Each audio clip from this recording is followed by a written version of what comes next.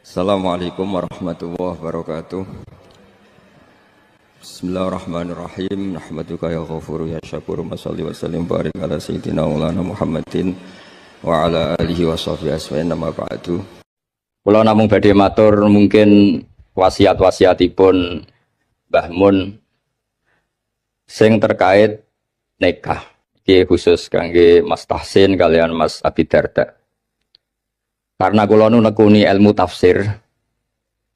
Kula niku ilmu paling kula kenang saking Mbah Mun tentang ilmu tafsir niku pengganti kata. Ini ki Mas Tahsin kalian Mas Darda. Tentang nikah nih, tapi wonten kalimat utawi kata utawi lafat napa la istilahipun. Niku tenggene Quran niku nak ngistilahno nikahul mukminah niku digenti kata al jannah. Jannah maknane swarga. Dados mestine ayat itu ngeten, umpama boten Quran niku bunyine ngeten. Wala tangkihul musyrikati hatta yu'min. Wala amatum mukminatun khairum min musyrikati walau a'jabatkum. Mun sak teruse ngantos ulaika yad'una ilan nar wa wallahu yad'u ilal maghfirah. Wa yatu ilal jannati wal maghfirati bi izni. Dados Allah niku nglarang nikahul musyrikah, nikahi wong wedok sing musyrikah. Terus Allah matur ulaika yatuna ilan nar, kena anti nikahi wong musyrikah iku padha karo ngajak ning neraka. Terus Allah dawuh wa yatu ilal jannati wal maghfirati bi izni. Mestine cara alur kata niku wa yatu ila nikahil mukminah. Jadi orang-orang di luar sana niku ngutus jenengan nu nikahi wong kafiroh, wong kafir. Allah ngutus nikahi tiyang napa mukminah. Dan niku kata mukminah teng Quran digentos wa yatu ilal jannah. Terus nikah mukminah niku mun hakikate swarga. Jadi saking mulyane nikahil mukminah niku pun disebut Allah niku ilal jannah, maring swarga. Terus penghormatane Allah taala teng ketentuan nikah tiang mukminah. Meskipun diarani swarga ya resiko. Misale wong ning swarga kok ora di dhuwit iku ya lucu. Wong ning swarga kok cerewet iku ya lucu. Terus niki kangge garwa-garwa niku swarga iku ora ana cerewet, ora ana ngamuk. Sing lanang nggih ngoten ning swarga kok kurang nafkah ya ora ana, ning swarga kecukupan kabeh. Tapi apapun niku pelajaran kanggo kula jenengan. Nek wis wani nikah niku kudu ora tenan. Kula niku nikah mulai tahun 2000. Nganti sakniki niku resep sing kula nggih namung hadis tunggal. Iki krungokno Mas Abi Darda, Mas Tahsin. Ngene niku dawuh Kanjeng Nabi ketika ngandani sahabat Abdurrahman bin Auf, kadang ngandani Jabir beberapa sahabat. Niku dawuh Kanjeng Nabi halla bikron tola ibuha wa tola ibuka. Kowe nak nikah iku pokoke mula abah iku dolanan. Sebagian riwayat halla bikron tudhahikuka wa tudhahikuha. Kowe rabi prawan, kowe ya guyu, dekne ya guyu. Sebagian riwayat halla bikron tuda ibuha wa tuda ibuka. Dados semua itu mengarah nek wis wani nikah niku kudu wani mula abah. Mula abah iku ora penting, ngomong sing ora penting. Dolanan. Kula ngantos sak mangke niku kula nate teng Jombang, nate teng Putih-Putih niku bojo kula ditakoki tamu niku goleki kula. Ngerti-ngerti ning Jombang, kadang ning Jakarta. Mboten nate pamit. Nggih ra disalah cara adat Jawa ra disalah, tapi berhubung ajarane niku mboten serius, akhirnya nggih mboten salah. Nah, niki ra aneh tapi berkah. Ki nak pamit wong wedok kok kaya Abdu Zaujah cara Mbah Mun kok. Ora pamit itu ya ora sopan, pamit kaya Abdu Zaujah. Ketoke ra sopan mbek budak iku mulya ora sopan. Terus niki mboten nasihat niki cerita mawon, sampean nglakoni nggih monggo, mboten nggih mboten napa-napa. Karena seninya nikah niku pancen mula abah. Mboten penting misalnya Mas Tahsin mikir urip ning sarang apa ning Nganjuk ruwet. Nyai model mubalek apa model dukun ruwet, bangsa diskusi ngoten ruwet. Nak mubalek ya sak monten niku tarife, nak dukun ya sak monten. Apa model wali. Nah, kula nu seneng model wali. Model wali iku wis ora jelas tapi keramat. Terus kula niku mboten nate model mubalek mboten nate, model dukun mboten nate. Model wali pokoke rezeki kok pangeran, sore pasrah pangeran pun beres. Tapi kalau niku percaya hukum akhlak. Mulane kula purun rawuh teng mriki jenengan matur nuwun Pak Zam. Pak Zam niku guru MGS paling lami. Guru mboten nate mas saya, mau diundang guru terus. Murid-muridnya Gus Naji, Gus Ubab mau diundang Kiai, Pak Zam tuh diundang Pak Zam. Terus guru paling nom. Murid-muridnya mau diundang Syekh. Gus Naji ngundang Syekh. Tapi Pak Zam diundang Pak Zam. Sing ra diawet nang kirane nggih kula nganti sakniki jek diundang Gus ora dibejo. Dadi nek salah ya pantes wong isih Gus dereng Kiai. Tapi Gus ku kalah mbek Kiai. Tapi Kiai mbek Gus nggih hormat ya serwet ta niku. Terus kula suwun niki resep kula sedanten sing nikah, aja geman tenanan. Donya iku la ibun walah, donya iku ora usah tenanan. Sing tenanan ikhlas. Kula bolak-balik dikandani Mbah Mun. Kowe ngiyai tenanan iku bento, sing tenanan ikhlas. Kowe mulang kok pengen minterno murid iku ya goblok. Wong sing bakat goblok ya tetep goblok. Entekno metodemu sing bakat goblok ya tetep goblok. Padha wong wedok rata-rata cerewet, entekno nasihatmu gitu tetep cerewet. Yes dianggap nopo ekspresif ngoten. Nak bojomu ngamuk terus banting piring dianggap ekspresif. Memang orang kalau dendam mangkel iku kudu ana ekspresi. Jadi anggap mawon niku ahli acting ngoten mawon, nak ngamuk iku ya tenanan. Dan banting piring ya rasional timbang banting anakmu ada banting piring. Jadi pokoknya digawe gampang mawon. Riyen niku para sahabat cerita sing terkenal nih. Niku ngadepi wong wedok, ngadepi masyarakat tuh ilmiah. Sekarang tuh orang tuh kehilangan daya ilmiahnya. Karena ini saya ulang lagi, kalau mengke langsung kondur ngapunten ingkang kata. Karena saya nyiapkan naskah kalau ini badhe wonten semacam kados napa loka karya tafsir lah.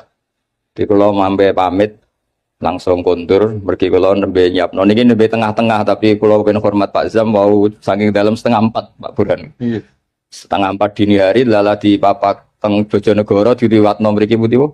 Temayang dados cepet kalau saged mriki cepet. Kalau tak cerita secara ilmiah. Dulu niku orang menghadapi istri, menghadapi anak, menghadapi keluarga niku diilmiahkan, tidak emosi. Masyhur itu, kalau sering diceritani para guru-guru, riyen Sayyidah Aisyah itu cemburu sekali ketika Nabi didatangi halah niku dulure Sayyidah Khadijah. Karena Nabi itu sekali dengar suara halah itu ingat Sayyidah Khadijah. Sampai Sayyidah Aisyah itu cemburu, dan ketika cemburu itu jenenge wong wedok, redaksinya itu pasti kasar. Ya Rasulullah, kenapa engkau ingat ajuzan, ingat wanita yang sudah tua, sementara sudah diganti wanita cantik dan perawan, maksudnya Sayyidah Aisyah.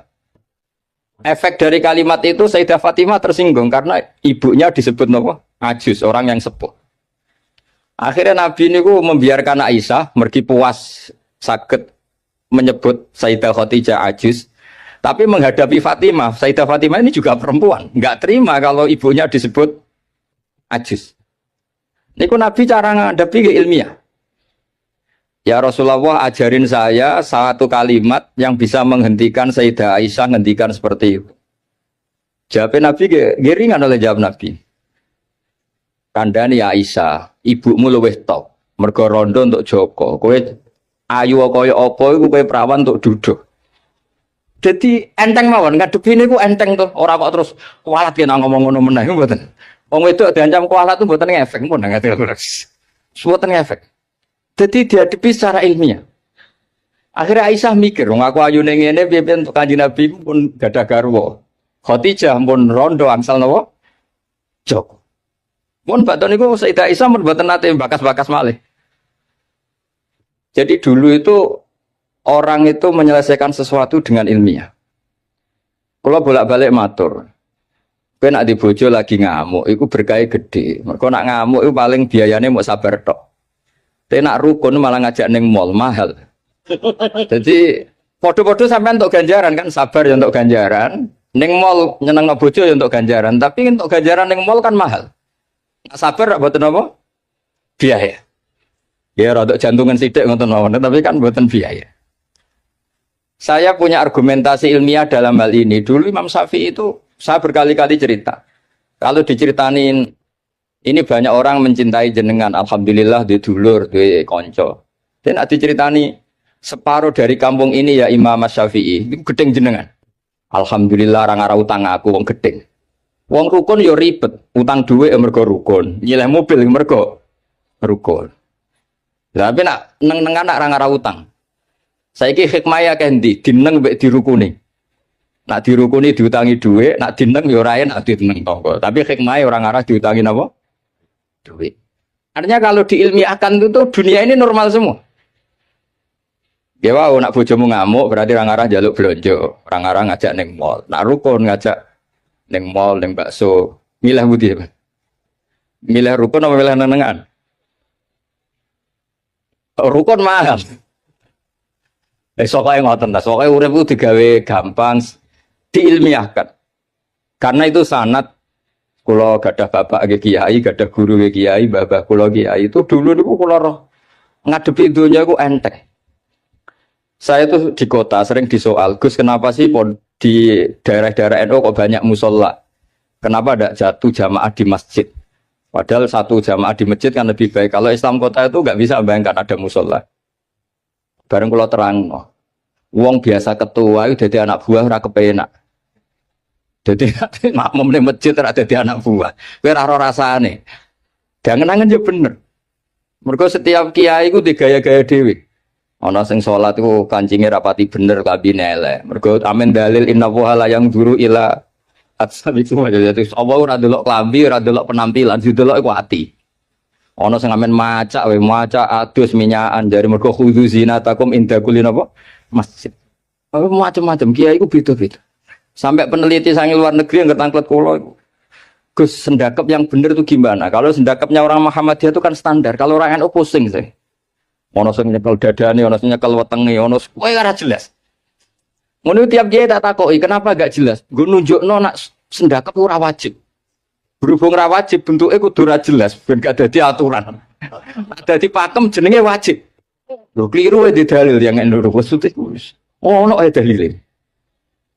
Sekolah suwon mas-mas yang nekas dan sing pun mbah-mbah sing pun terlambat lah niku usahakan ngadepi bojo niku mula abah karena tek 3 hadis itu 3 riwayat itu kula apalno panjen karena ini ilmiah halla bikron tula ibuha wa tula ibuka halla bikron tudo ibuha wa tudo ibuka halla bikron tuda ibuha wa tuda ibuka semua maknanya itu jangan serius. Kalau nganti saat ini mulai nikah nganti saat ini buatan nanti rebukan mbek bojo, gawe omah iku piye terus nak lunga kok teknis yang buatan nanti. Kalau nak lunga kurang 1 jam kadang cerita melok gak, nak melok ya melok ora ya rapuh. Kalau buatan nanti lunga mbek bojo juara. Pikiran gua sederhana, ning omah awor ning lunga awor berarti nak tukaran itu kan ping pindho ning omah tukaran ning perjalanan tukaran. Tapi nak bareng kan ono jedane. Tapi itu teori loh, sampean ndak harus anut tuh, semua orang kan beda-beda. Kalau gak ada kenangan tentang solusi itu, ini kalau kan karena nekuni ilmu, saya akan cerita ilmu.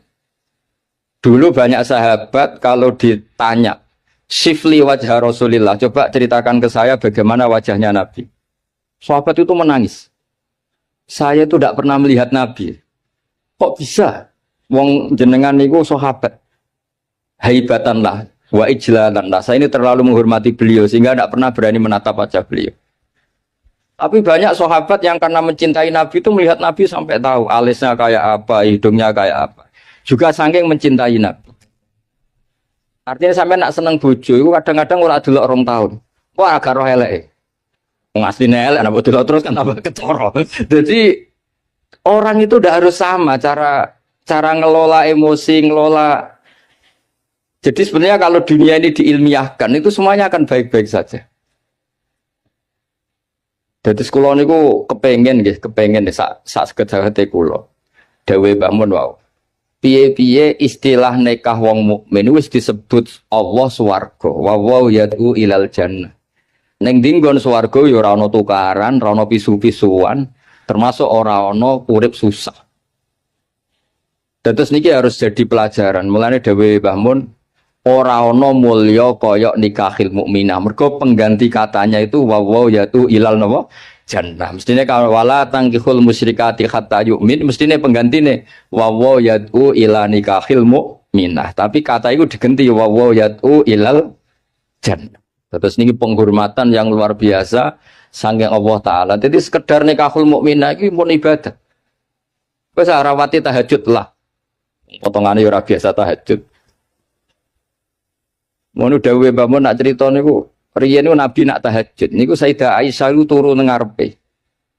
Padahal Sayyidah Aisyah ayu perawan, Nabi ki tetep salat. Dawe Sayyidah Aisyah niki ora usah dipraktekno orang ora iso. Dawe Sayyidah Aisyah, saya ditanya Nabi, saya sebetulnya kepengen sari-sarian mbek Nabi, mudojaah itu rilek-rilek mbek Nabi. Tapi fatarok tu hawa ya li hawahu.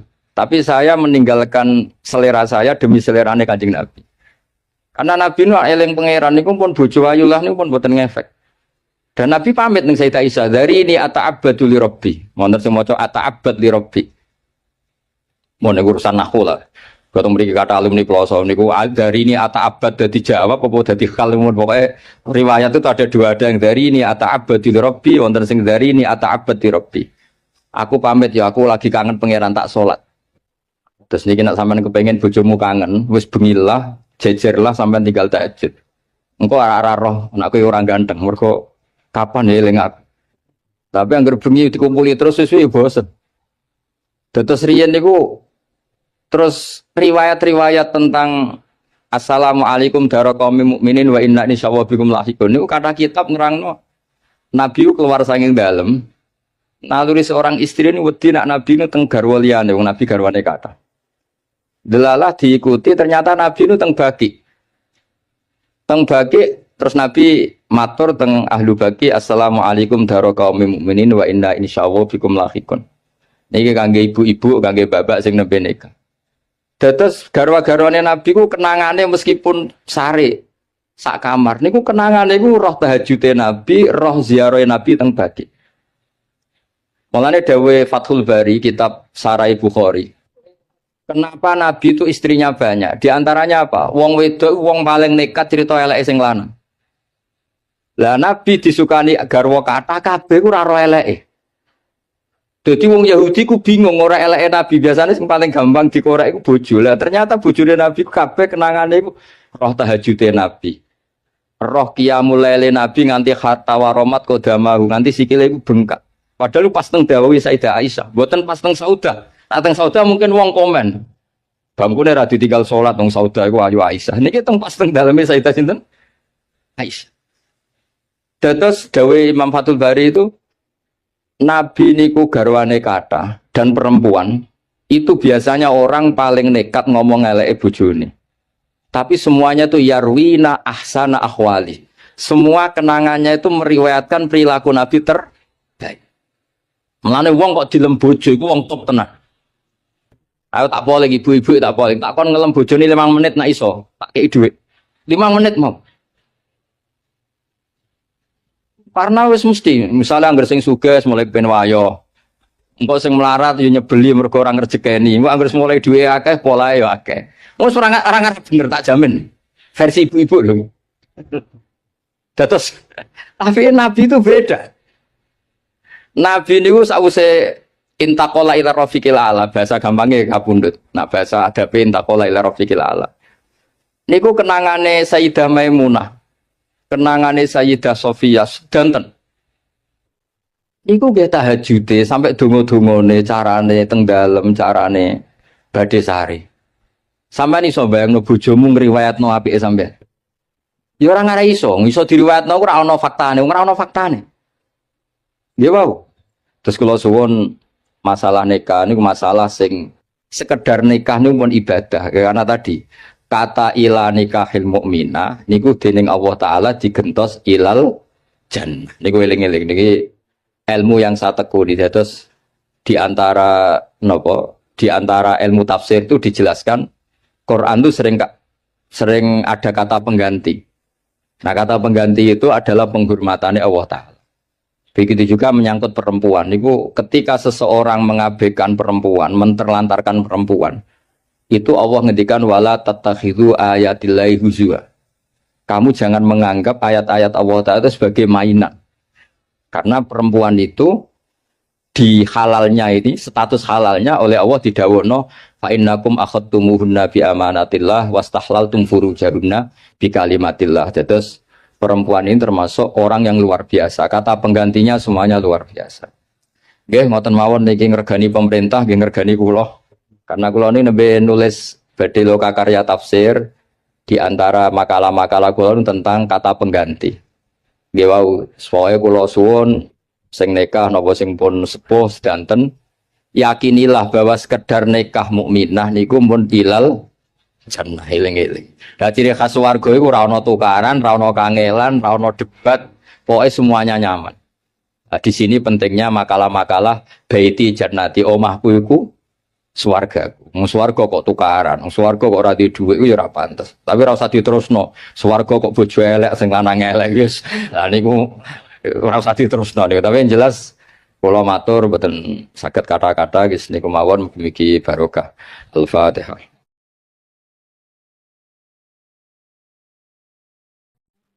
Dulu itu ulama itu ya rileks. Di antara tulisan Syekh Nawawi, saya ini termasuk pengagum Kiai Nawawi karena Kiai Maimun putra Kiai Zubair itu saking senangnya Kiai Nawawi itu naskahnya itu banyak tentang Syekh Nawawi.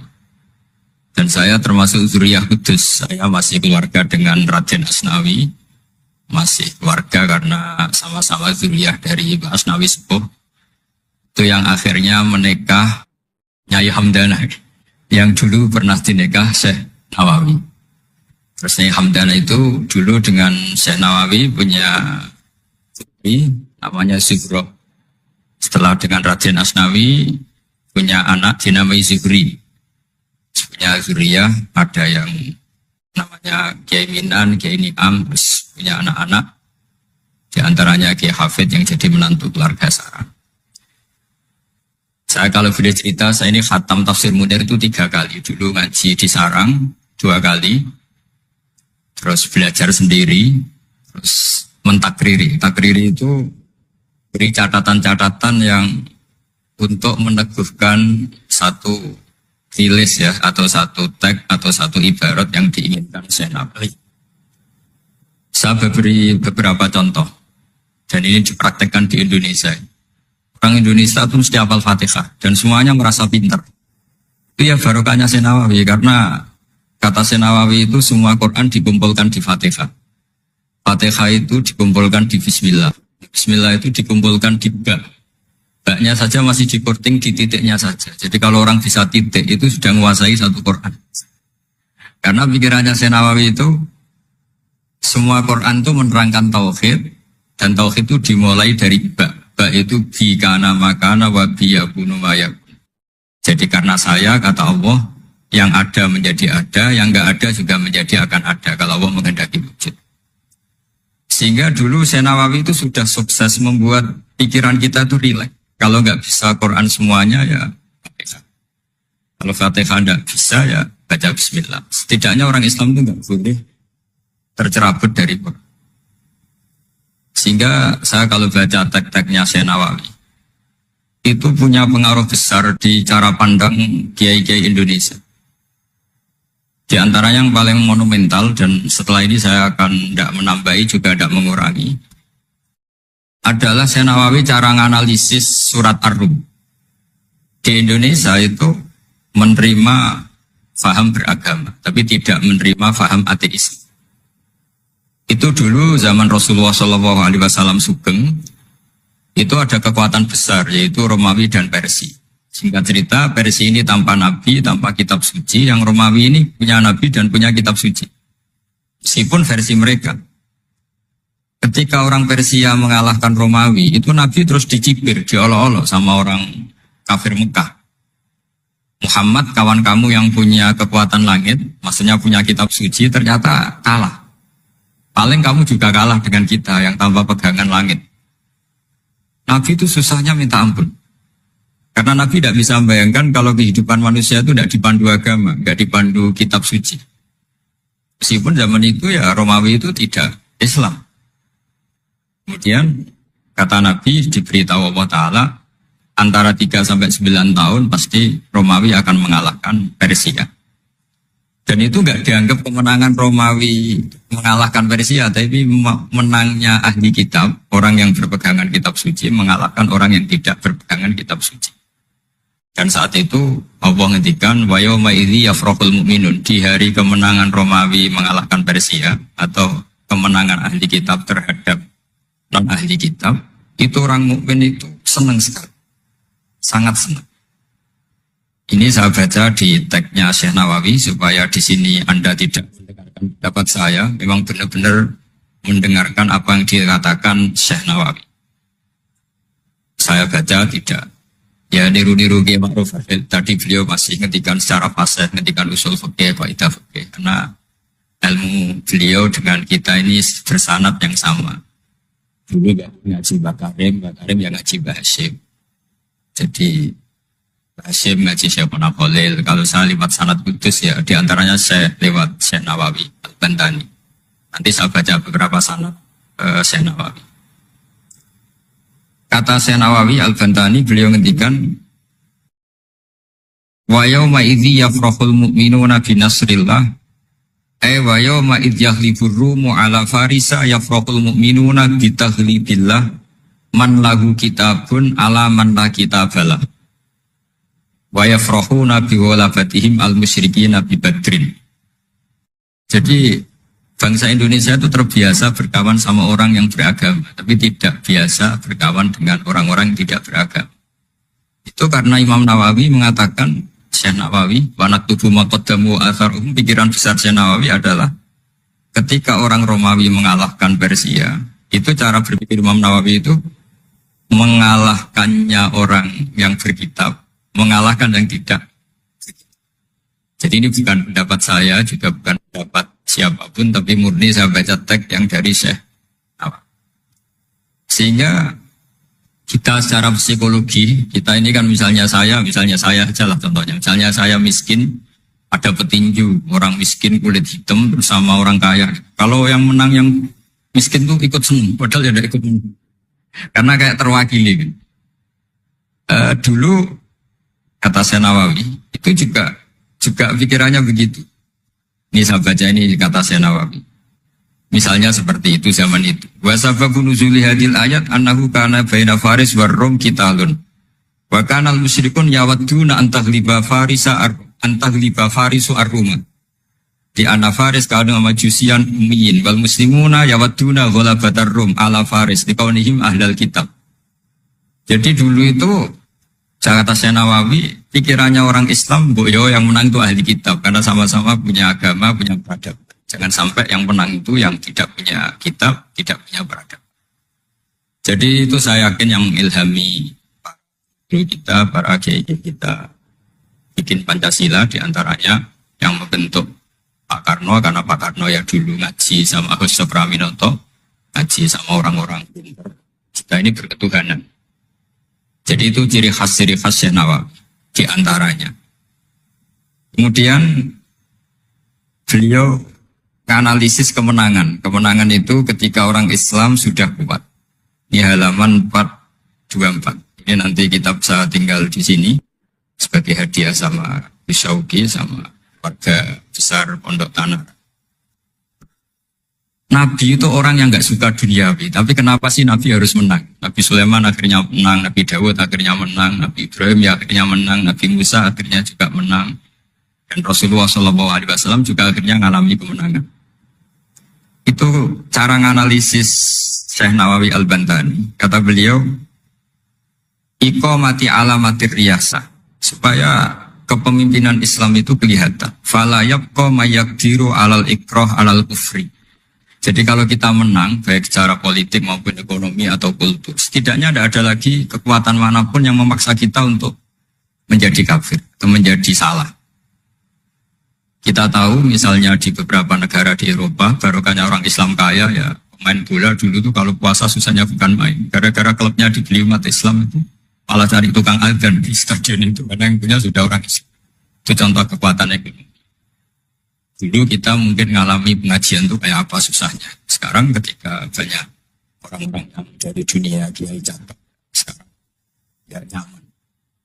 Jadi di antara alamatnya tamkinu hadatin adalah wala yumakkinan nalagum dinahumul ladir tatu alagum walaibat dilanagum mimba'di khawfim amna. Ciri utamanya adalah tamkin fil ard. Merasa beragama itu nyaman, tidak ada yang enggak. Di zaman itu Syekh Nawawi sudah menganalisis kenapa sih Nabi harus menang. Kata beliau supaya layab ko mayak diru alal ikroh alal kufri. Ini tafsir di ayat wa yahdiyaka sirata mustaqima ketika Syekh Nawawi menerangkan kenapa Nabi harus menang di halaman 24 surat Al-Fatihah. Jadi itu sisi-sisi betapa Syekh Nawawi itu luar biasa. Terus menyangkut kiblat. Dulu ramai sekali di Indonesia kalau kiblat harus presisi betul, harus ditertibkan betul. Tapi ternyata masjidnya para wali dan para orang-orang soleh itu ya kayaknya asal madep mulon itu ada yang komentar itu kenanya Afrika atau Mesir entah. Tapi Syekh Nawawi zaman itu ngendikan setelah beliau cerita presisi, beliau ahli falak. Saya tahu banyak keahlian beliau falak karena saya punya kitab gurunya Syekh Nawawi. Namanya Syiarus Salikin, itu karangan beliau, Syekh Abdus Somad. Itu kata beliau, selain menukil pentingnya presisi kiblat, tapi beliau tetap menukil itu ngutip. Waruwiya an Ibni Abbasin annahu qol al-baitu kiblatun li ahlil masjid, wal masjid kiblatun li ahlil haram, wal haram kiblatun li ahlil masyriq wal maghrib. Wahada qaulu Malik. Jadi karena orang Jawa itu rata-rata kiai itu mesti baca tafsir Munir, sehingga ya dianggap enteng saja. Ya sudah lah, pokoknya kira-kira madhep mulon itu. Karena kalau masjid dipresisikan detail, nanti pertanyaannya juga yang sudah mati-mati harus dipresisikan. Karena wajib madhep kiblat itu tidak hanya sholat, tapi juga orang yang sudah meninggal itu bisa ribet itu. Ya kalau yang mbahnya wali, jenazahnya masih utuh. Kalau yang nggak wali kan sekliwat itu, karena sudah nggak ada bentuknya. Makanya dulu ada bionanya kiai mau dipindah itu, butuhnya nggak boleh. Jangan, kalau mbah saya wali, saya keren, jasadnya utuh. Kalau mbah saya ada wali. Jadi ya, tapi apapun itu saya cerita betapa efek dari pikiran besar Syekh Nawawi itu mempengaruhi kita. Sehingga dulu masjid-masjid, musola-musola itu ya tetap hati-hati lah. Tapi ya tetap saja agak longgarnya. Nah beliau tetap mengutip wal haram kiblatun lil ahlil masyriq wal maghrib. Jadi tidak hanya Mekah dengan makna Ka'bah atau dengan makna Masjid Haram, tapi semua tanah. Dan itu bisa 25 atau 20 kilo persegi.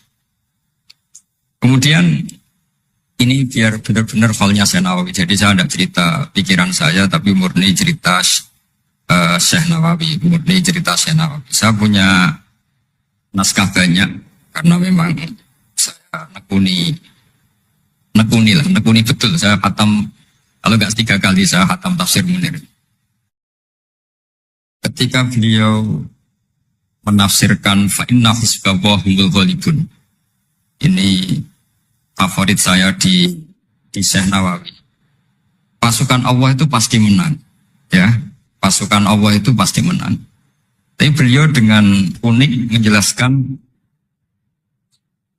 ini supaya benar-benar Syekh Nawawi ya, tidak menambahkan, tidak mengurangi. Di halaman 278.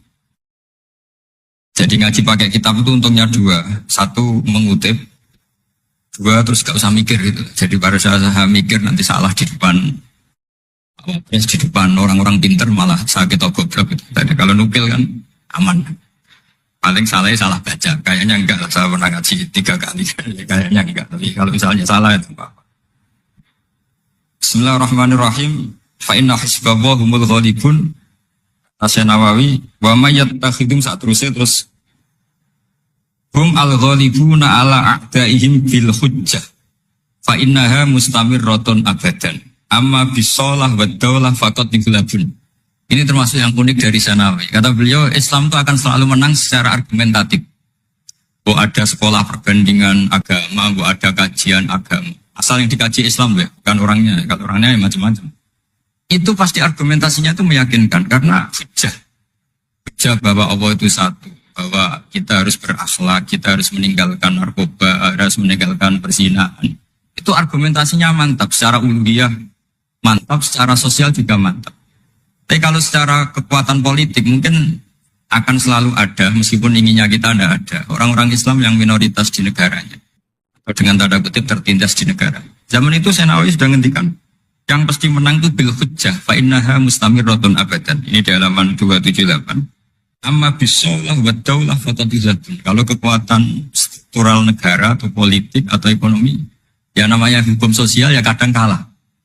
Dan itu dibuktikan secara lahir. Dulu Rasulullah itu pernah kalah di perang Uhud secara lahir. Ya karena itu fisik. Tapi kalau argumentasi logika Islam itu tetap kul falillahil hujjatul baligh. Logika Islam adalah logika yang kelima. Saya kalau didatangi beberapa dosen dari Jogja, saya sering cerita. Logika Islam yang paling kelima itu diantaranya saya sering memberi contoh. Ini misalnya saya megang kertas, ini besi. Pasti orang itu bilang besi sama kertas itu kuat besi. Tapi Anda salah. Secara materi memang besi lebih kuat ketimbang kertas. Tapi masalahnya yang mengendalikan saya ingin menghancurkan besi, sementara ingin menyimpan. Artinya Islam itu mengajarkan kita itu kabeh biadillah. Apa artinya besi kalau di bawah rencana dihancurkan? Apa lemahnya kertas ketika rencananya diabadikan? Nah, ini pentingnya Islam. Artinya apa? Ketika Islam bilang al-amru biadillah, itu tidak bisa ditawar. Meskipun apapun kekuatannya tetap menang Allah. Seperti tadi, saya megang besi sama megang kertas. Orang tak tanya pasti bilang kuat besi. Tapi kata saya, ada keliru. Karena saya punya rencana menghancurkan besi, mengabadikan kertas. Artinya Islam itu mengajari tadi seperti yang dikatakan Kiai Ma'ruf, la haula wala quwata illa billah. Apapun ilmu kita harus digarisbawahi secara materi kuat besi, secara materi kertas lebih rentan. Tapi harus ditambahin, tapi hakikatnya terserah yang mengendalikan. Jadi di sini Islam mensifati Allah biyadihi malakutu kulli syai'. Ya terserah Allah. Jadi teori la haula wala quwata illa billah itu tidak perlu diperbandingkan atau diperbenturkan dengan teori usaha. Kalau ada penyakit ya kita usaha. Ada di kitab Ihya, di kitab Dawa itu diterangkan Nabi Musa itu pernah sakit karena beliau merasa dekat sama Allah itu gak berobat, tambah sakit, tambah dikasih nasihat. Para dokter tetap gak mau berobat. Akhirnya Allah sendiri yang ngasih tahu, udah kamu berobat saja. Bukankah terserah jenengan Gusti? Terus kata Allah, apa kamu mau bilang saya bikin sesuatu itu udah ada gunanya? Masa Allah bikin jahe ditanya, apa betul Gusti ini menghalalkan badan? Saya tidak tahu.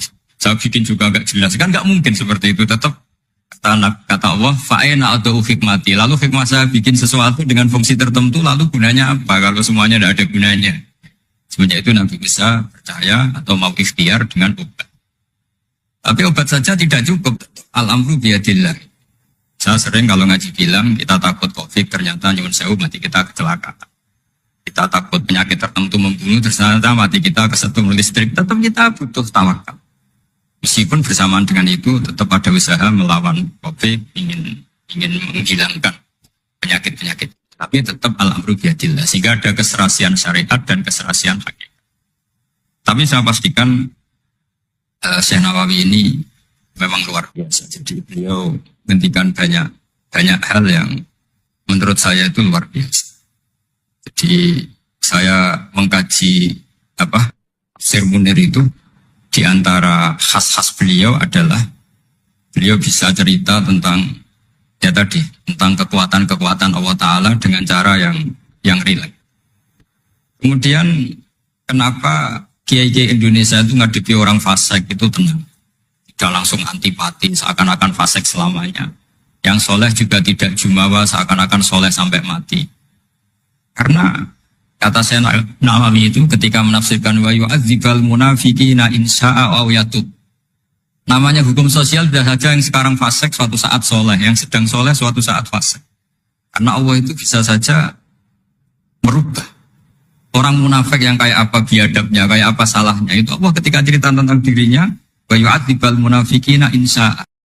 Muhasabah itu sudah jadi perilaku ya. Karena dulu orang tua saya, guru-guru saya kalau ngandani itu, bayangkan kalau kamu jadi dia. Jadi misalnya kita mentang-mentang atasan, otoriter sama bawahan. Bayangkan kalau kamu jadi yang bawahan itu kayak apa? Laukun tamakanah, kalau orang Arab bilang, bayangkan kalau kamu di posisi dia. Makanya guyonannya orang-orang Indonesia itu kan orang ngaramkan judi gitu, bareng dikasih tahu. Tapi yang menang anak jenengan, alhamdulillah. Ternyata ngaramkan itu karena ada anaknya. Kalau anaknya yang menang ya seneng. Meskipun itu guyonan, tapi saya punya padanan itu dalam kitab Hikam. Nabi Ibrahim itu Khalilur Rahman, tentu bencinya minta ampun sama yang namanya maksiat. Suatu saat beliau diterbangkan di alam malakut. Itu kalau di Hikam saya halaman 15 juga. Saya masih ingat betul. Mungkin kalau Anda beda halaman karena beda cetakan. Atau nggak punya kitabnya. Atau punya tapi tidak bisa baca. Nah itu jadi berbagai kemungkinan. Atau punya tidak bisa baca tapi dianggap jimat. Atau digo pencitraan, banyak itu kaji-kaji tidak bisa baca kitab tapi di ruang tamunya kitabnya besar-besar.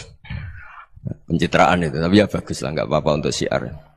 Setelah diterbangkan di alam malakut, diperlihatkan sama Allah, ada orang pezina, ada orang syaribul khomri, ada orang mabuk, ada orang macam-macam.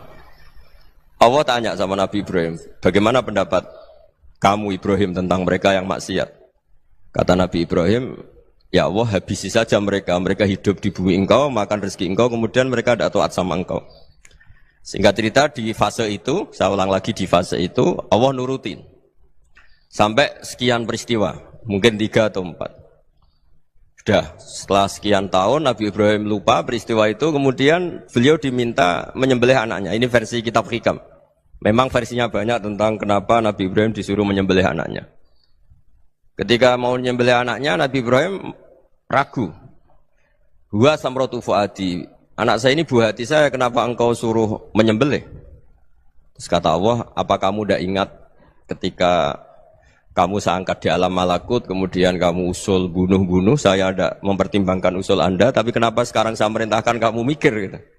Terus, ya karena ini anak saya ya Allah. Terus kata Allah, rumang samu wong sumpukon mata ini gak gawean kau sing gawe kowe enak wae usul mata ini. Jadi sebenarnya saya yang bikin, kemudian Anda enak aja usul membunuh. Semenjak itu Nabi Ibrahim itu di eranya itu asfaqun nas, orang paling sayang sama manusia. Karena kadang kita keras itu ya kebetulan tuh udah anak kita, ada keluarga kita. Cara orang Jawa itu kan gitu ya, kalau ada perempuan terus macak yang macam-macam pakai sepeda motor cowok terus wah itu luput suwuk, semoga-moga gini. Tapi setelah dikasih tahu, niku ponakane jenengan, semoga-moga selamat.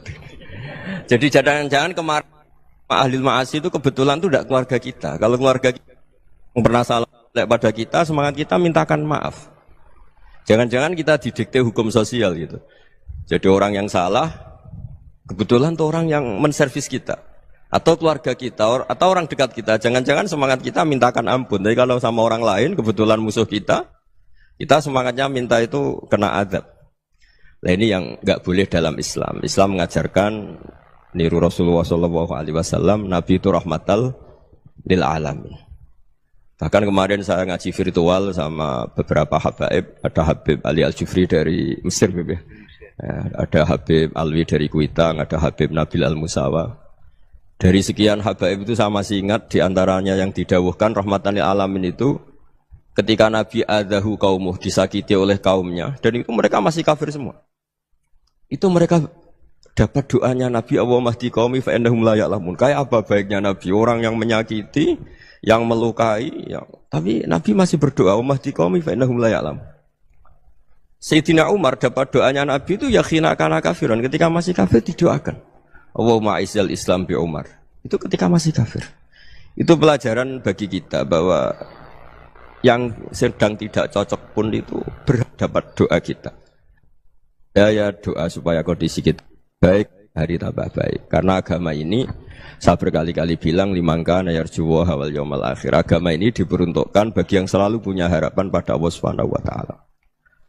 Saya cerita muhasabah ini tentang hubungan kita dengan Allah. Di Indonesia itu banyak orang fasik, banyak orang nakal. Ya di mana-mana orang nakal itu ya mayoritas, wa aksaruhum fasikun. Tapi berkahnya harapan. Mungkin saya kira nakal sok benda, mungkin saya kira sholat sok ben sholat, mungkin sekarang belum sakhok, belum dermawan, suatu saat dermawan.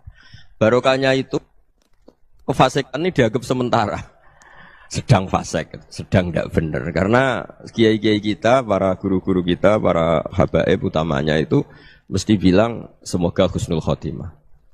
Nah barokahnya doa itu, semoga husnul khotimah itu menjadikan satu pola sosial. Yang sedang fasik ini masih diharapkan jadi lebih baik, jadi lebih. Sehingga kita tidak ngambil sikap ekstrim, yang ingin menghabisi atau ingin mengadili, tidak. Karena selalu kita punya harapan. Dan agama ini limangka nerjuwa hawal yawmal akhir. Bayangkan dulu kalau yang nakal itu anak kamu. Pasti kamu nggak ingin kan langsung dapat azab, dapat apa. Padahal kita semua jadi tokoh ini abul kulli, bapak dari semuanya. Sehingga ketika Rasulullah SAW jalan-jalan kemudian melihat perempuan sedang menyalakan api. Kalau apinya mati ditiup, anaknya dijauhkan. Nanti kalau sudah jauh dari api, anaknya digendong lagi. Terus kata Rasulullah, matur ke semua sahabat, "Ara'aitum anna hadhihi tarihatan waladaha 'alan nar?" Apa kamu berpendapat bahwa perempuan ini akan melemparkan anaknya ke neraka? Tidak ya Rasulullah. Tidak akan seorang ibu melemparkan anaknya ke api. Terus kata Rasulullah, Allahu arhamu min hadhihi biwaladiha. Allah lebih rahman, lebih rahim dibanding orang tua ini kepada anaknya.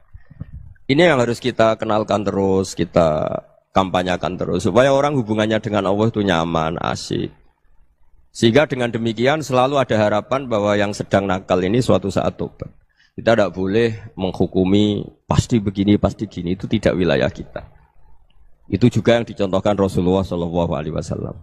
Secara lahir Nabi itu nggak berkenan sama Wahsy, karena Wahsy itu salahnya salah fatal karena membunuh ahabban nasi ila Rasulillah, yaitu membunuh Said Hamzah. Jadi ketika Wahsy tobat, Nabi itu nerima tobatnya. Dan ketika beliau dengan basariyahnya agak siap ketemu Wahsy karena harus ingat Sayyid Hamzah, basariyahnya diturutin. Oke, kamu iman, saya turutin, tapi jangan sering ketemu saya. Karena kalau ketemu kamu, saya masih ingat sama paman saya, Sayyid Hamzah. Kita bisa ngelola seperti itu. Kita tidak cocok sama orang, bagaimanapun mereka umat Rasulullah SAW, kita tetap mencintai mereka. Misalnya kalau beda agama, mereka sama-sama orang Indonesia, kita mencintai mereka atas nama warga Indonesia. Tapi kalau misalnya potongannya ora cocok, beda kultur, bawaannya itu mangkelno cara Jawa, ya bisa diilmoni, jangan ketemu. Wong sudah tidak cocok, ini ketemu nyari solusi, roh ini tok seneng itu kan ya repot itu. Ya sudah kalau nggak pati cocok ya jangan sering ketemu. Dan itu kita bisa memanage seperti itu tuh bisa. Saya berkali-kali cerita tentang Imam Syafi'i. Kalau dikasih tahu ya Imam Abu Abdillah, panggilannya Imam Syafi'i, tetangga Anda ini ternyata banyak yang nggak senang Anda. Jawabnya beliau senang. Ya bagus kalau nggak senang saya, ndak utang saya katanya. Jadi gara-gara sampean seneng aku ngatur aku ini kan. Dan mungkin sampean ra seneng kan ya enak. Jadi hidup itu dianggap happy. Kalau seneng ya teman silaturahim, kalau nggak seneng ya nggak bakal utang gitu. Baru kairan seneng itu nggak ganggu. Gitu. Jadi dulu itu orang bisa ngelola seneng nggak seneng itu bisa. Karena ada kearifan hubungan dengan Allah Subhanahu wa Ta'ala. Hidupnya selesai karena masyghul bi dzikrillah. Mereka sibuk dengan Allah. Makanya kata ulama-ulama tasawuf, kamu jangan melihat manusia perilakunya, tapi kamu juga harus ingat yang gerakkan semua itu Allah Subhanahu wa Ta'ala. Dengan demikian kita faroh, kita senang.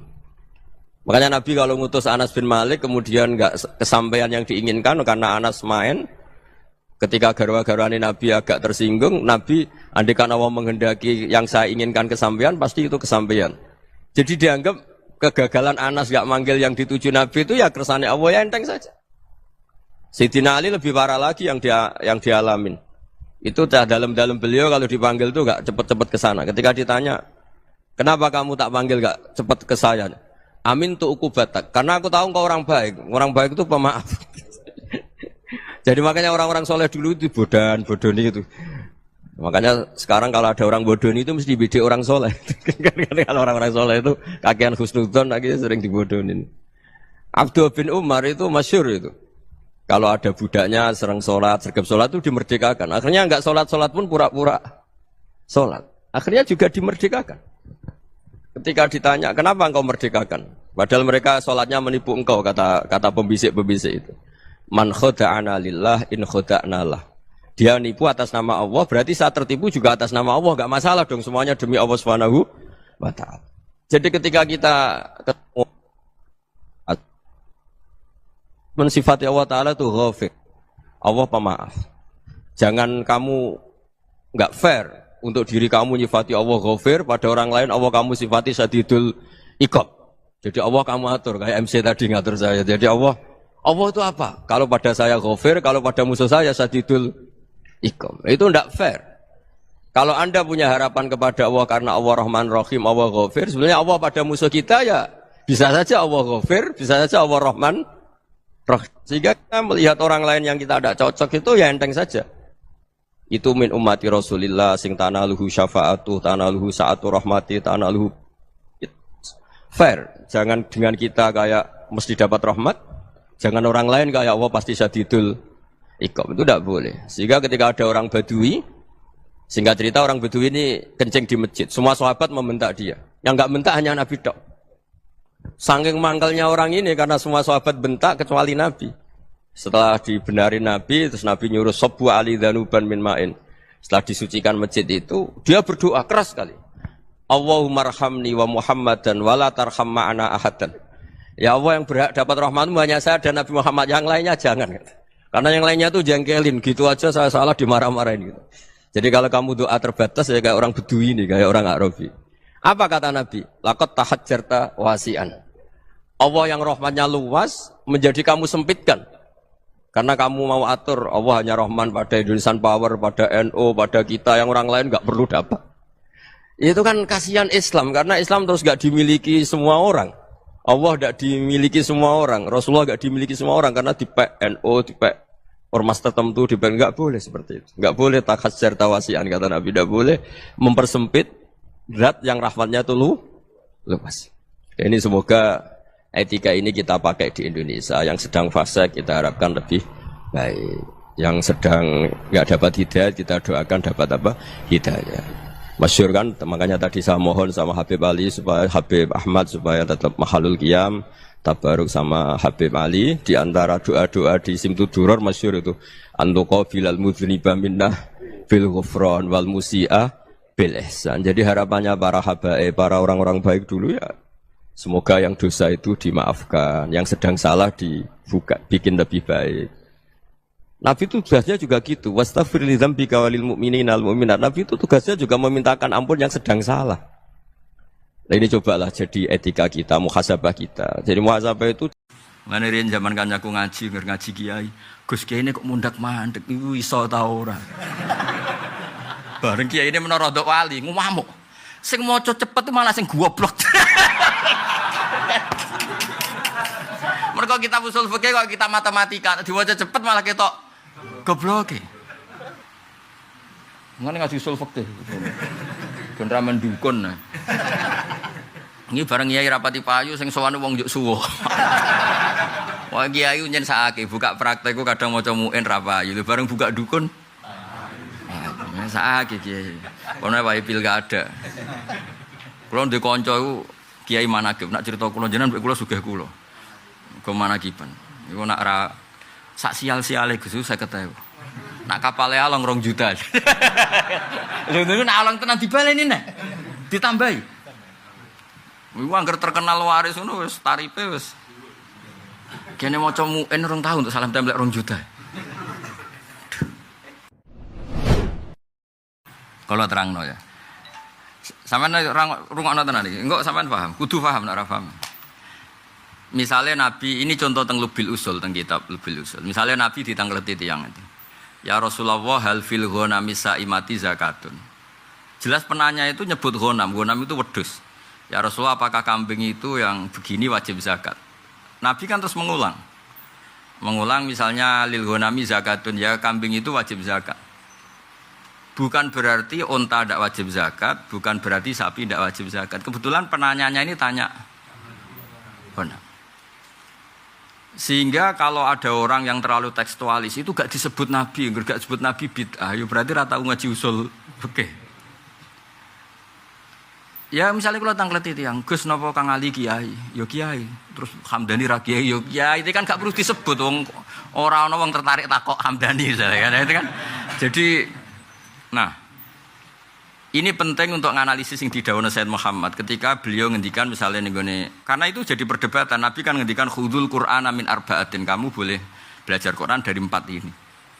Lah itu mengiskalkan karena yang ahli Quran tidak hanya 4. Lah anakku yang nganggo teori ngono repot, misalnya Khulafaur Rasyidin Al-Mahdiin ku 4, berarti liyane gak Mahdiin mbahmu ngono. Kabeh sahabat itu cara ahli sunnah adil. Paham ya? Meskipun kita sering ngendikan Khulafaul Arba'ah napa Al-Khulafa Al-Arba'ah Al-Mahdiyun. Apa terus kowe berpikir liyane gak adil, gak Mahdiin? Itu enggak, tetap semua sahabat itu adil. Jadi menyebut itu ya wong Kudus lah, perasaan wong Kudus nyebut kiai Mbak Arwani, Mbah Turehan. Kok nanti ning sarang ya nyebut Mbah Mun. Penyebutan ini kabeh la yufidul hasra, bukan berarti hanya itu. Paham ya? Ini penting jadi garis karena supaya orang nanti memahami. Jadi kalau ada hadis misalnya yang ahli Quran tuh ini bukan menafikan yang lain. Itu ada ilmunya. Sehingga ini bagian dari ngaji tafsir, ngaji Quran. Terus niki pun sempurna nggih. Kula sakniki ngaos tafsir, ngaos Quran, mungkin jenengan ngaos hadis. Sehingga ketika lafadz itu disebut, kita tambahkan itu enggak apa-apa. Asal yusawi fi illatil hukmi. Asal masalah itu sesuai illatul hukmi. Misalnya ngeten nggih contoh sing terkenal ya, nek kowe ora roh buangeten. Orang itu kan enggak boleh kawin cah wedok, misalnya kayak kawin Sri plus buliknya. Atau kawin Sri sekaligus adiknya atau mbaknya. Itu jelas di Quran hanya disebut wa antasma'u bainal ukhtaini. Kamu tidak boleh menikahi dua bersaudara. Misalnya ngawin Sri sekaligus adik mergo iman padha-padha ayu misalnya. Atau kawin Sri plus Mbak E. Tapi semua ulama ijma, bukan sekedar khilaf, ijma. Kamu juga enggak boleh mengawini Sri plus buliknya. Paham ya? Misalnya Sri perawan ayu, bulike hiji ayu sebut rabi pisan fi waktin. Padahal itu enggak disebut Quran. Tapi wong roh kabeh sing waras roh kabeh.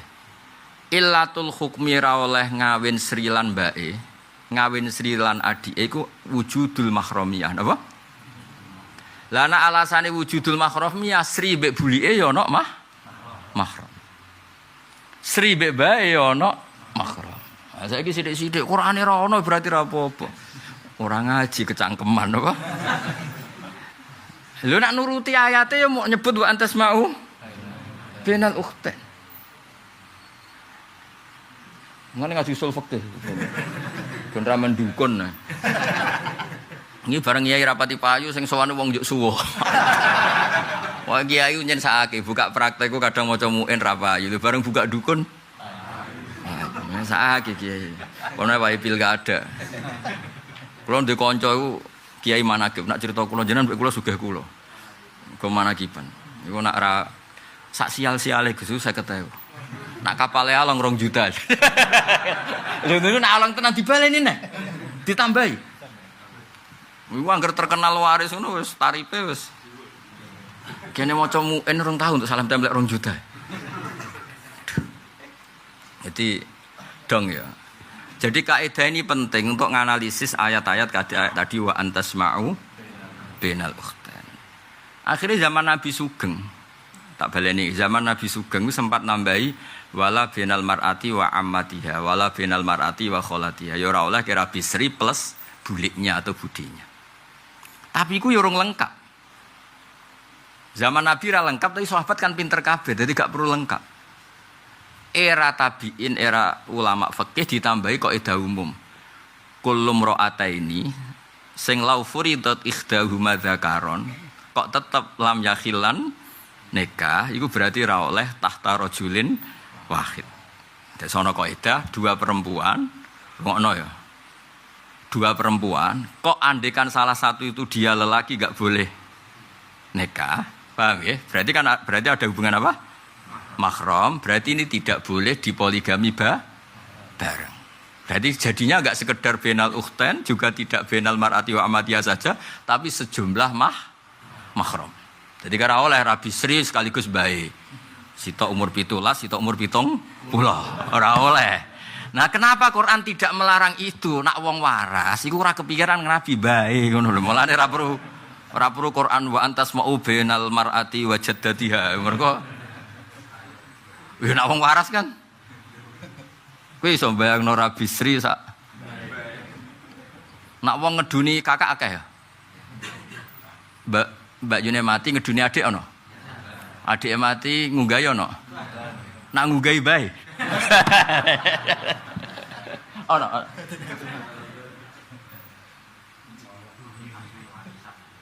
Waduh warisan dia. Nak cara wong cangkem elek jare nak ngemi langsung mati. Jare cangkem-cangkem elek iku. Mergo apa? Sing ngomong kowe lho di. Lho sing cerita ya dekne. Aku kiai ora iso critane.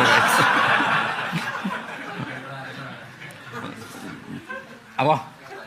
Cangkeme elek. Ya dadi eling-eling iki kaidah penting. Dadi nek ana wong muji sahabat al-khulafair rasyidin al-mahdiyyin. Lho liyane sahabat iku ya ar-rasyidin, liyane kabeh ya mahdiyin. Go keyakinane ahli sunnah kullu sahabah udul, semua sahabat itu adil. Tapi soal disebut ya pancen iku sing terkenal, sing mudah Kok masyarakat tahu nyebut Mbah Mun niku kiai, Mbah Arwani kiai, Mbah Turekan kiai, mergo sing mudah dikenal. Lah misal ngomong Kang Ali kan butuh penjelasan. Malah ribet. Kang Ali sopo? Kan repot to. Kambani repot. Malah di sertifikasi ini lagi. Dibule jek diproses ning Kemenak kan. Umpamane malaikat Jibril sing takok. Ora tau tahajud nyai ngono. Ribet kan. Jadi eleng-eleng ya. Jadi kalau Nabi menyebut sesuatu itu mungkin sa'il. Tanyanya itu. Karena sa'il tanyanya halil ghanami zakatun ya Nabi jawab lil ghanami. Tapi tanpa menafikan sapi dan apa misalnya kebo atau nopo lah sing saimah zakat. Aulil jahli bi hukmil mas'ul tapi lah bi hukmil maskut. Nak hukume wajib untuk dekne wis roh sing perlu ditakokno hukume wedhus. Wong kan gak ngarah takok, Mbah Mun kiai napa mboten? Ya ora ngarah wong kadung terkenale ngono. Terus akhirnya takok, Hamdani kiai napa mboten? Terus tak jawab kiai. Mergo ini yang perlu ditanyakan ngono. Paham nggih? Mbah Mun wis karuan.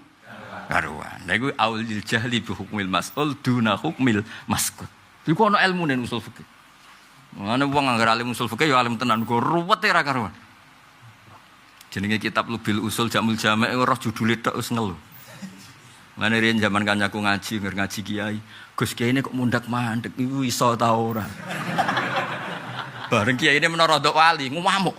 Sing maca cepet malah sing goblok. Mergo kitab usul fikih kok kita matematika diwaca cepet malah ketok gobloke. Mergo wis ruwet wis senam otak tenan. Beda nak kitab cerita kan gampang. Kitab cerita gampang, Nabi Musa ketemu anak Nabi Syuaib wayu, sono angin, berhubung wedira sikile terus kon manggon kan gampang cerita ngono kan gampang. Paham ya? Pemene nak cerita wong nakal tobat swarga penggemare akeh. Ya. Wah cerita wong nakal tobat penggemare akeh. Lu sudah kenal sama Muhammad ini? Udah. Bodoh iki. Sing ra yek jejer kon wah rada keliru. Apa? Rencang ya wis ora apa-apa. Rencang ya tari rencang juk. Oh, rencang sekolah. Jadi ben sampean ngerti, ben kok kowe ora terlalu tekstualis. Napa tekstualis. Jadi Nabi nyebut baleni ayo, Nabi nyebut kemungkinan piye? Itu yang ditanyakan. Itu yang Nomor 2 kemungkinan sa'il sudah ngerti hukumnya maskut yang enggak ditanyakan, tapi yang ditanyakan belum tahu. Tapi yang jelas itu la yufidul khasro, penyebutan itu tidak berarti hanya itu. Mulanya ketika Said Muhammad ngarang ini luar biasa, ketika beliau menyebut nama-nama itu ditambahi bahwa itu tidak menjadikan hanya itu. Mergo khususon ma'akasrotihim wa tafarruqihim fil bilad. Jadi itu diulang-ulang oleh Sayyid Muhammad, oleh ulama, hampir semua ulama. Karena takutnya nanti yang lainnya tidak dianggap ahli Quran. Lalu kalau sampean tanya, resikonya apa Gus kalau lainnya enggak ada ahli Quran? Nanti efeknya Quran tidak mutawatir. Mulanya Imam Bukhari itu ya enggak lepas dari dikritik. Beliau ngeritik dirinya sendiri. Misalnya ngeten, sampean ora tau mikir tenanan kayak kula. Hadis itu kan misalnya haddatsana al-Humaydi, qala haddatsana kadza wa kadza sampai an Abi Hurairah. Hadis itu harus kita pakai. Sementara rawinya hanya satu. Itu di ilmu hadis kan masalah karena ahadi. Rawinya hanya satu. Per tokoh, per angkatan. Sehingga Imam Bukhari, kowe nak kepengen hadis ini keluar dari hadil ghorobah atau keluar dari ahadi, dia mengulang lagi. Terus hadasana waqi, hadasana sombok sampai orang lewat Abu Hurairah tapi an Abdullah bin Umar. Terus diulang lagi. Tokoh ulah diulang lagi. Tokoh saniyah diulang lagi dengan orang yang berbeda-beda. Sahabatnya juga Lah ora Imam Bukhari ra ngamuk, bareng hadis kena kowe malah komentar, iki padha wae kok dibaleni. Padha mbahmu ora iku maksudnya lafate padha tapi rawine ben akeh ben keluar saka hadis. Ahadi. Malah saiki di mukhtasar. Yo piye cara aku dadi Imam Bukhari yang ngamuk di mukhtasar maksudnya diulang-ulang iku ana nilaine. Bahwa dawe Nabi ngene iki mutawatir, rawinya tidak tunggal. Kandhane mah, lan kula nu roh kiai alim hadis tenan mbek ora ketara. Angger maca hadis kembar kok iki wis dibaleni, berarti rapati ngalim. Tapi nek ngalim tenan iki cung iki dibaleni tapi rawine ora wis genti wong. Ya iki nunjukno ngene-ngene. Dadi antar wong alim ngerti mun jare Mbah Mun wong alim mbek ora ketara, maca sak kalimat lha aku ngerti ku alim ta ora. Ketara kan kok wong sugih lho. Ana wong sugih asli mbek sugih gaya ketara. Sugih asli ning warung nggo dhuwit 1 juta, dhuwit luwian. Wis ketara ambek 1 juta tapi dhuwit utangan gayane gua ya. Ketarane piye? Bareng susuk 2000 dijupuk. Wah, iku berarti sugih. Sugih gaya yang sugih kok susuk 2000 kok. Jual terus tenanan apa? Nek sugih tenan ceblok 100.000 ora ro. Lho kok bareng tewarai ditirune.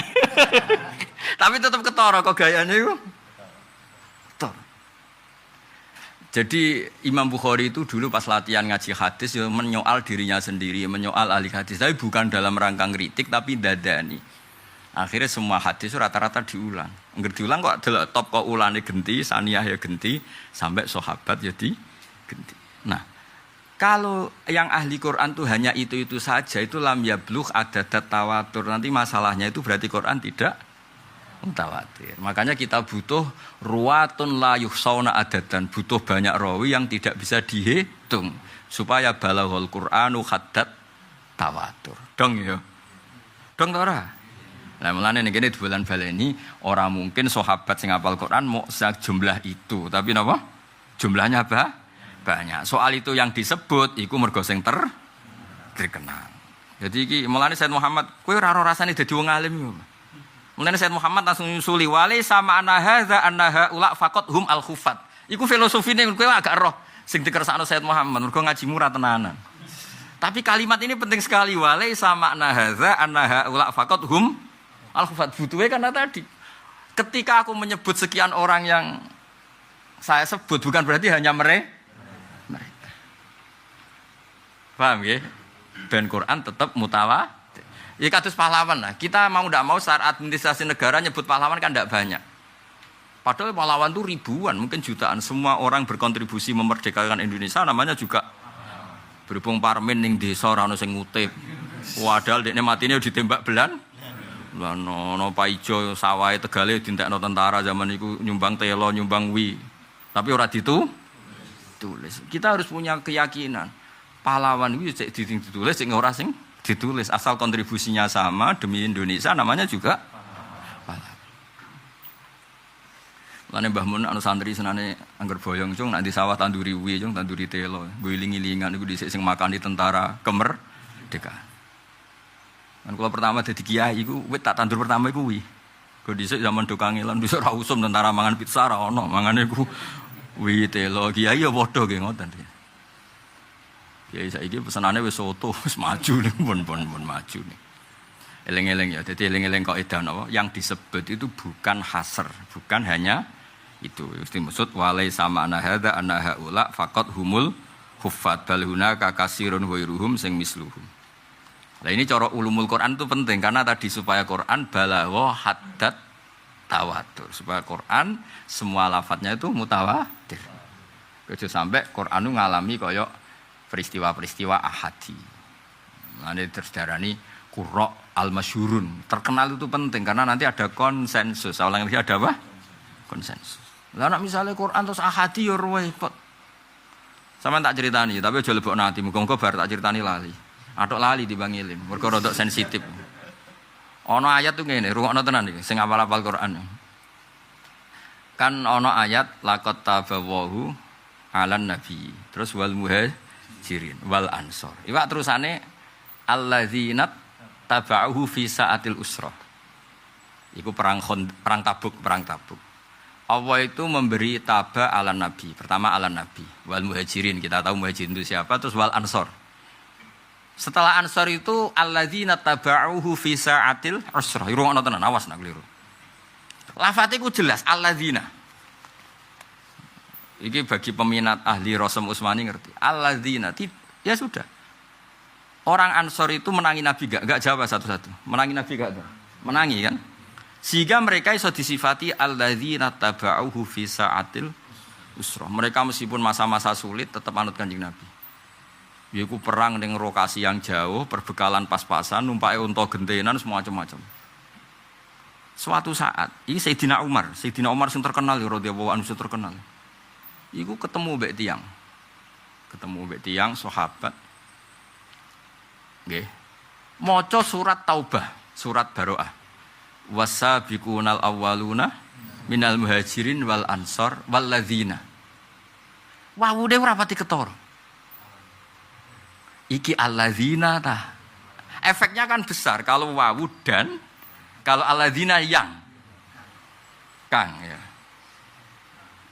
Oke agak tau mikir ngono, pancen ora tau nekuni. Sekarang nompo setor baru khataman wisuda bareng hafid gue golek bojo kan ngono tok. Angger. Wis untuk undangan. Nak tepak wong lomo entuk akeh, nak ora tepak yo. Ayo jenenge nasib napa? Kowe ora roh kangelane wong sing ngumpulno Quran. Zaman dhisik lho sebelum di Mudawan. Ada debat kecil. Jadi Sayyidina Umar ora anak iku waladzina gitu. Mergo wawune iku rada blober tapi ketara ana wawu, ana longgar, ana sing sitok muni kok mboten ketara wawu. Berarti kok artinya kan itu kan surat Taubah apa surat apa sing wasabiqun al surat Taubah apa surat? Akhirnya piye iki? Bedane akeh dan ambek yang. Nak perang Tabuk itu kan perang sing orang Ansor menangi Kanjeng Nabi. Berarti yang orang-orang Ansor yang ngikuti Kanjeng Nabi. Tapi di ayat wasabiqun itu Allah cerita. Ini pentingnya ngalim tafsir. Allah cerita. Orang baik itu siapa?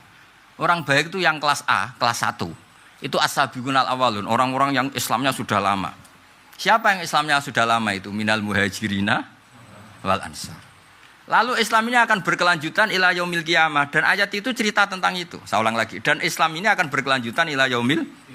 Akhirnya tok Kang Ali Hamdani Hamdan wong ngene-ngene iki ngaji go hiburan wis kok ngene-ngene iki lho. Wae kena ngaji hiburan tenan ya kepengin pas ke mapan, wae kerja, wae nopo dhuwit sak miliar tetep ngaji. Ben roh raine. Nak ra pamit iki lho. Ngapunten Gus wonten peker. Milih mundur. Kowe misalnya saiki diundang semaan menteri paling gak ngaji yakin. Nah sing ngundang menteri lho. Dulu sing ngundang wong desa 20.000 yo ngaji ae.